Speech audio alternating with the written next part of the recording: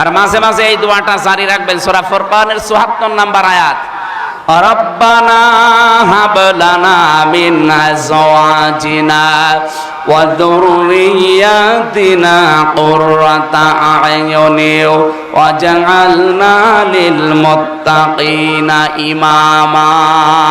বলেন আল্লাহু আকবার। এটা পরীক্ষিত দোয়া। যদি আপনি এই দোয়াটা একাধারে ৩ মাস পর্যন্ত পড়তে পারেন প্রতিনিয়ত নামাজের পর, বলা হচ্ছে আল্লাহ তুমি আমাকে একটা নেককার স্ত্রী দাও, সন্তানগুলো এমন ভাবে তৈরি করে দাও যাদের দেখলে আমার চোখ জুড়িয়ে যায়। এটা তো কোরআনের আয়াত, আল্লাহ নিজে আয়াতটা বানিয়েছেন, আমরা যেন আজকে থেকে পারিবারিক জীবনে আয়াতটা পড়ি। বলেন আমিন।